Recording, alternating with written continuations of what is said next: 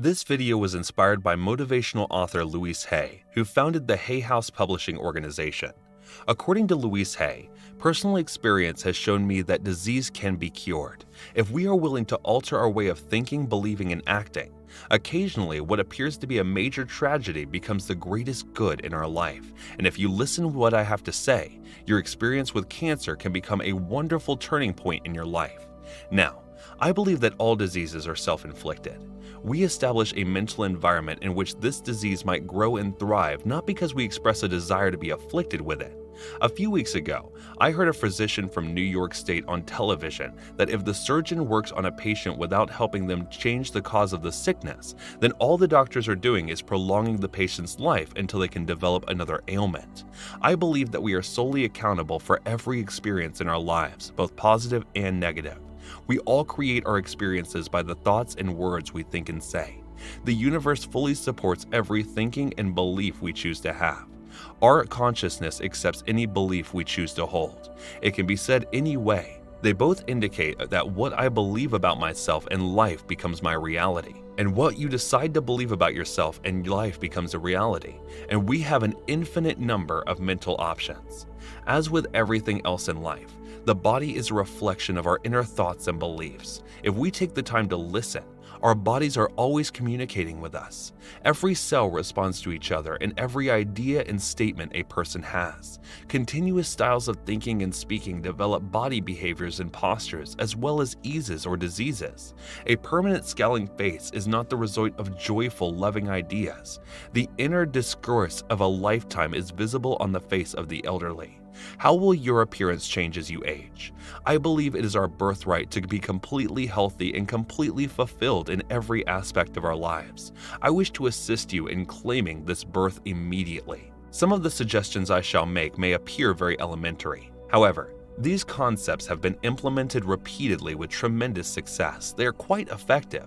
Please follow these recommendations. It will be beneficial in addition to whatever work you may be doing with a doctor or other health professional. Take a deep breath in. Allow yourself to be as comfy as possible while listening to this cassette. Simply allow these concepts to flow over you. You will only accept those concepts that are suitable for you. It makes no difference whether you comprehend them all or not, or if they currently make sense to you. Just play this tape over and over again. Even if you are not actively listening to the words, your subconscious mind will still hear and store any information you require. I believe that all diseases are self-inflicted. We create a mental environment in which this disease might grow and flourish, not because we expressly desire it. Every cell in the body responds to our inner mental discourse. I recently heard a doctor explain that if a surgeon works on a patient without doing anything to help them change the cause of the sickness, then all the surgeon is doing is prolonging the patient's life until the patient develops another disease. Rather than simply treating the symptom, we must eradicate the disease's underlying cause, and for this we must go within ourselves where the disease process originated. I believe that we are solely accountable for every experience in our lives, both positive and negative. We each create our own experiences through the thoughts and words we think and say.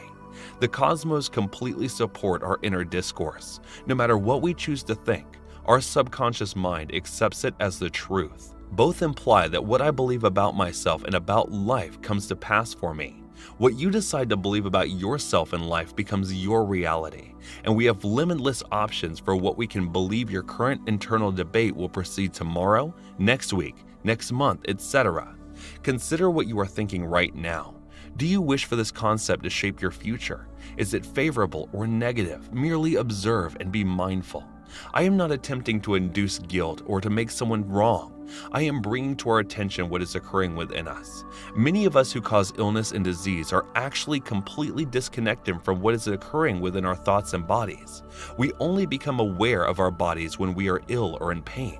If we do not know what is happening within us, how can we ever change when the only thing we ever deal with, regardless of the difficulty, is a thought which can be altered? All our encounters are only exterior results of our inner discussion. We can choose not to think specific thoughts. Consider how frequently you have refused to think positively about yourself. Well, you can also choose not to think negatively about yourself. It appears to me that everyone I know or have worked with on this planet suffers from self-hatred and guilt to some degree. The more self-hatred and guilt we feel, the less effective our lives become. We find that we are unable to advocate for ourselves, and we are continually seeking the approval of others, or we may be perpetually angry and explosive. The less self-hatred and shame we have, the more effective our lives are on our every level. This includes physical health as well. My experience has taught me that the bottom line for everyone I've ever dealt with is always I'm not good enough, and we frequently add I don't do enough or I don't deserve to do this. Does this sound like you are always expressing, hinting, or feeling that you are inadequate, but to what end and according to what criteria? How could you possibly construct a loving, joyful, prosperous, and healthy life if you hold these negative thoughts so strongly? Your subconscious belief would constantly be in opposition to these objectives and prevent you from achieving them. I believe that bitterness, criticism, guilt, and fear produce the most issues in our body and experiences. These feelings result from assigning blame to others and failing to accept responsibility for our own lives. Whether we wish to improve a life experience or a physical issue, the first step is to declare, I am willing to release the pattern within me that is causing this experience or condition. You can repeat this to yourself repeatedly whenever you consider your sickness. Say it with me now. I am willing to let go of the pattern within myself that has led me to this predicament. As soon as you repeat this affirmation, you are no longer a victim. You are no longer powerless. You are embracing your own power, and you are saying, I may not fully comprehend it. However, I am beginning to see that I have contributed to the creation of this issue, and now I am reclaiming my power, releasing it, and letting it go. What an impressive assertion to have your subconscious mind support. As previously said, resentment of others and self-criticism, guilt for the past, and apprehension about the future are the most destructive mental habits we may have. This type of internal conversation generates a perpetual physical discomfort. These beliefs are physically destructive. Fear can contribute to baldness, ulcers, intestinal issues, and even foot discomfort, including additional things. Arthritis is frequently the result of a lifetime of constant criticism. Long-held resentments eat away at the body and become the disease known as cancer. Guilt always seeks punishment and causes suffering. The source of dread is a lack of faith in the natural course of life. Our breath is the most precious aspect of our lives. If you did not breathe for the next 3 minutes, you would die. However, you are so confident that your next breath will arrive that you don't even consider it when you exhale. Now, if the force that created us has given us sufficient air to endure as long as we live, can we not begin to believe that the remainder of our needs will be met? The next time you are scared, remember